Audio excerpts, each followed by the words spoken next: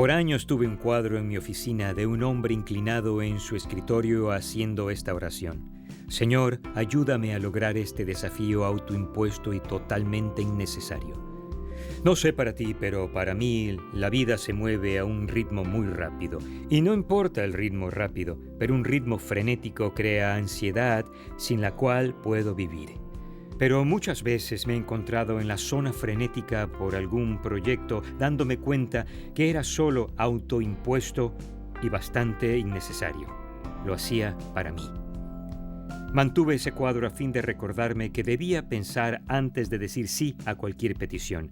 ¿Alguien piensa, ¿están hablando de mí? Bueno, si es así, vas a necesitar considerar la pregunta clave. ¿Cómo mantengo mi enfoque en Jesús en medio de la distracción?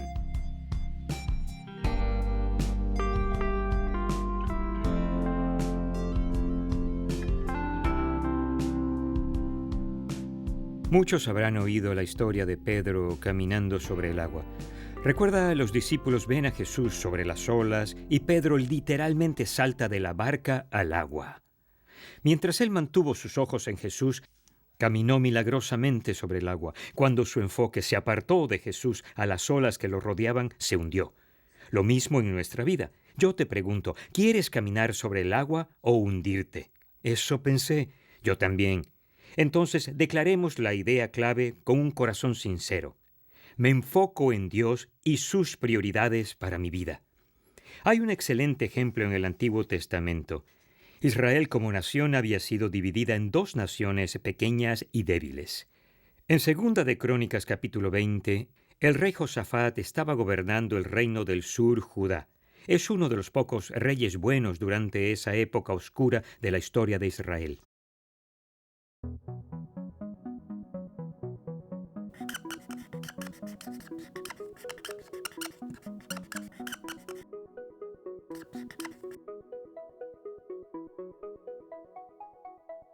Durante el tiempo en que Israel estaba dividido en dos reinos, un rey llamado Josafat, el gobernante del reino de Judá, escuchó que dos ejércitos iban de camino para atacar su nación. Así que Josafat le dijo al pueblo de Judá que ayunara y orara a Dios pidiendo ayuda. Personas de todas las ciudades de Judá se reunieron en el templo de Jerusalén a fin de orar. Josafat se puso en pie delante de todos y oró. Le pidió a Dios que les mostrara cómo evitar el inminente ataque. Nosotros no podemos oponernos a esa gran multitud que viene a atacarnos, oró Josafat. No sabemos qué hacer.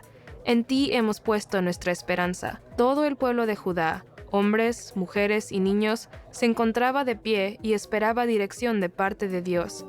Entonces, el Espíritu de Dios dirigió a un hombre llamado Jaasiel a decir algo.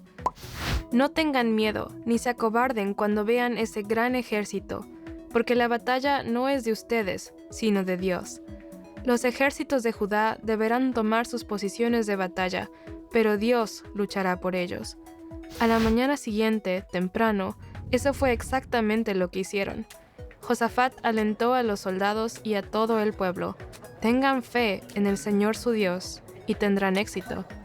Cuando los ejércitos enemigos marchaban hacia ellos, Josafat instruyó a un grupo de hombres para cantarle a Dios en adoración. Cuando ellos comenzaron a cantar, los dos ejércitos que llegaban para atacar a Judá de repente comenzaron a pelear el uno contra el otro. Ellos se destruyeron por completo, mutuamente, sin que el pueblo de Judá tuviera que pelear. Al final, regresaron al templo de Jerusalén para alabar a Dios, tocando arpas, trompetas y otros instrumentos. Cuando otras naciones se enteraron de lo que había sucedido, sintieron tanto temor que no se atrevían a atacar a Judá, y el pueblo vivió en paz durante el resto del reinado de Josafat.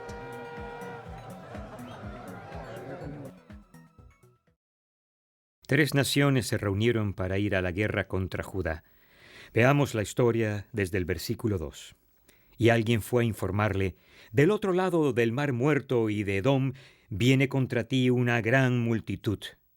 Ahora están en Hasezón Tamar, es decir, en Engadi.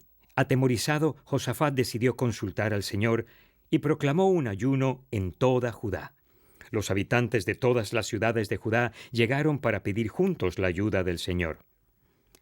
En el templo del Señor, frente al atrio nuevo, Josafat se puso de pie ante la asamblea de Judá y de Jerusalén y dijo: Señor, Dios de nuestros antepasados, ¿no eres tú el Dios del cielo y el que gobierna todas las naciones? Está tu fuerza y tu poder, que no hay quien pueda resistirte. ¿No fuiste tú, Dios nuestro, quien a los ojos de tu pueblo Israel expulsó a los habitantes de esta tierra? ¿Y no fuiste tú quien les dio para siempre esta tierra a los descendientes de tu amigo Abraham? Ellos la habitaron y construyeron un santuario en tu honor, diciendo: cuando nos sobrevenga una calamidad o un castigo por medio de la espada, o la peste o el hambre, si nos congregamos ante ti en este templo donde habitas y clamamos a ti en medio de nuestra aflicción, tú nos escucharás y nos salvarás.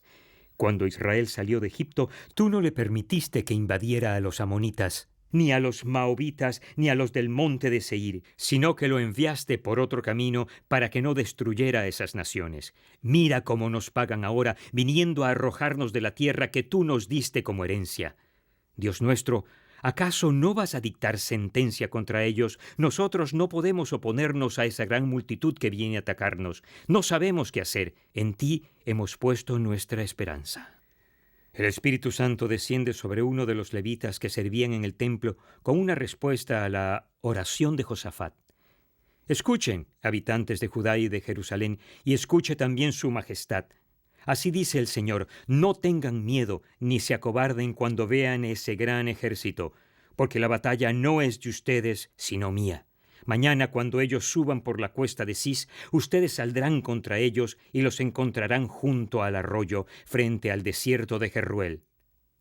Pero ustedes no tendrán que intervenir en esta batalla, simplemente quédense quietos en sus puestos para que vean la salvación que el Señor les dará.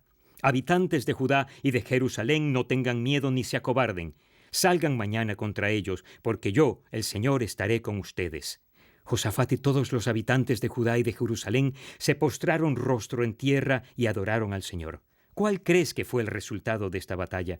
Adivinaste. Judá les dio una buena paliza a sus agresivos enemigos. Lo que hizo Josafat es la esencia misma de la práctica del enfoque. Lo que él hizo en realidad se convierte en una promesa de los labios de Jesús en el versículo clave. Mateo capítulo 6, versículo 33. Di en voz alta conmigo este conocido versículo. Más bien busquen primeramente el reino de Dios y su justicia, y todas estas cosas les serán añadidas. Eso precisamente hizo el rey Josafat. Notemos que cuando se enteró de que se acercaban los ejércitos, decidió consultar al Señor por la oración. Noten que usa la palabra 2 veces. Buscaban al Señor, como Jesús dijo que una persona enfocada hace como prioridad. Josafat no le pedía a Dios que lo sacara de ese lío.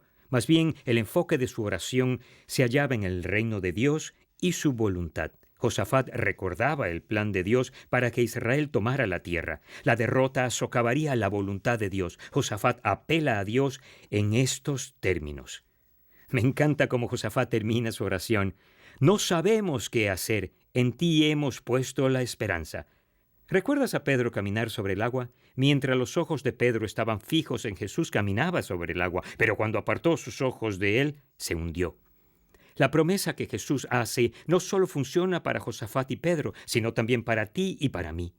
Me gusta cómo C.S. Lewis parafraseó esta promesa. Pongamos las primeras cosas primero y las segundas cosas vendrán.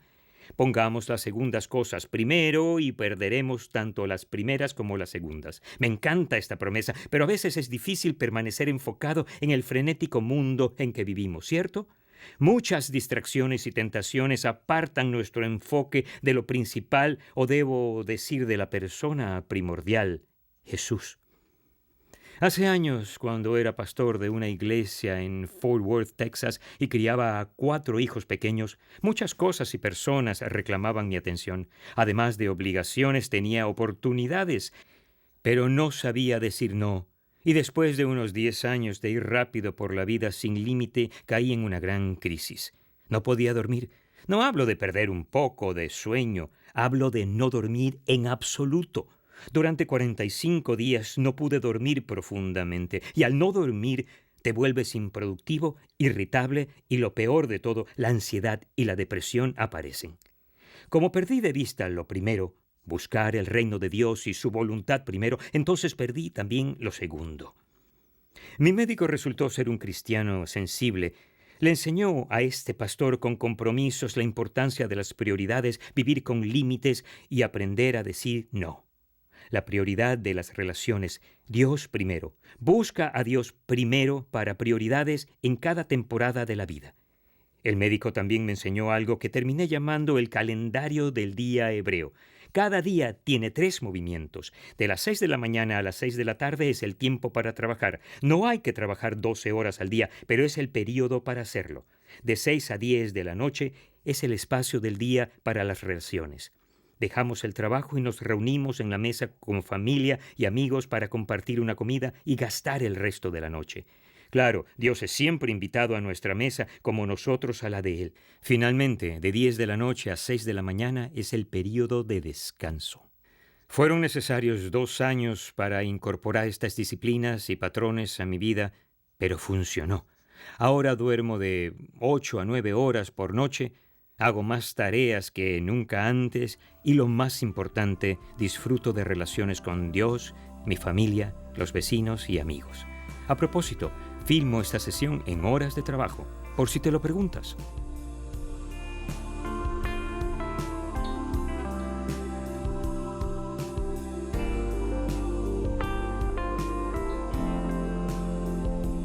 Ahora puedo unirme a Josafat y Pedro y decirte que la promesa de Jesús sigue en pie.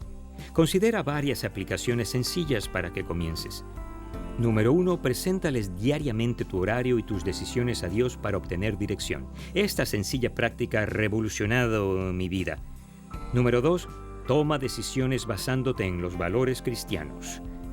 Valores como la relación siempre es más importante que las cosas te ayudarán a tomar decisiones clave. Enfoca tu energía en las cosas que sabes que importan para el reino de Dios, cosas como conocerle mejor y servir genuinamente a los que Él pone a tu alrededor con tu familia en lo alto de la lista. Si te saturas de la palabra de Dios, sabrás lo que es importante para Él, su reino y su justicia. Número 3, intenta poner en práctica el calendario del día hebreo. Dios ha creado tu cuerpo para que funcione de manera óptima cuando vive en equilibrio con el día y la noche. Inténtalo y comprueba si esto no hace que la vida sea más brillante. Número 4, aprende a decir no a las cosas que no deberías hacer. Esto es difícil, lo sé, así que vamos a practicar un poco. Al contar 3, grita la palabra no. ¿Listo? 1, 2, 3. Una vez más. 1, 2, 3. ¿Lo ves? No es difícil. A menos que me equivoque, querrás estar enfocado y recibir en tu vida el bien que proviene de la promesa de Jesús. No querrás reclinarte en tu escritorio orando, Señor, ayúdame con este desafío autoimpuesto y totalmente innecesario. Si prefieres ganar batallas, caminar sobre el agua y dormir bien por las noches por tu bien, grita ahora la idea clave. Me enfoco en Dios y sus prioridades para mi vida.